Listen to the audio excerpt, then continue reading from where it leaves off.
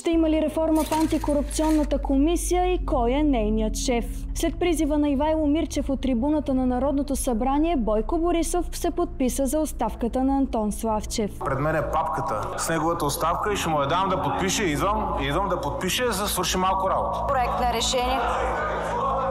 Колеги, може ли да запазим тишина? Антон Славчев е временен председател на КПКОНПИ от 2022 година, когато Сотир Цацаров подава оставка. Година по-късно комисията формално се разделя на два органа. Единият е комисия за противодействие на корупцията, а другата е комисия за отнемане на незаконно придобито имущество. От тогава съставът и на двете е един и същ. През юли тази година, малко след като антикорупционната комисия арестува по-късно бившия кмет на Варна Благомир Коцев, управляващите заедно с подкрепата от ДПС Ново начало промениха процедурата по избор на членове на комисията, а именно членовете вече могат да се избират с обикновено мнозинство, а не с квалифицирано, както беше допреди това. Припомняме, че реформата в антикорупционната комисия е задължителен критерий за получаване на средства по плана за възстановяване и устойчивост от Европейската комисия, за което ви разказахме в предишно видео.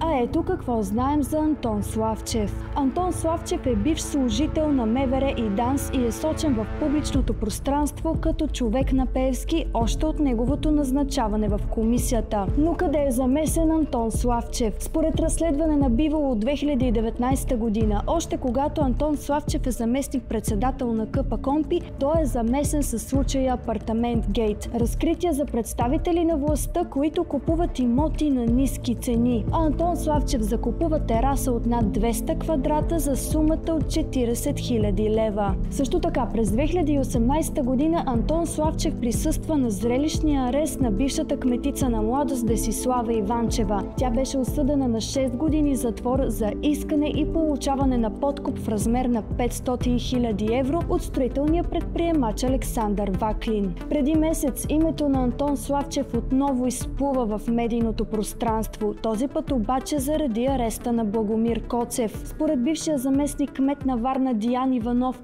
Антон Славчев го е заплашвал, за да даде показания срещу Коцев. Впоследствие обаче Диан Иванов оттегли показанията си срещу Благомир Коцев. И за да правим повече съдържание, не забравяйте да пиете вода свобода. А за сигнали и нередности не се колебайте да ни пишете.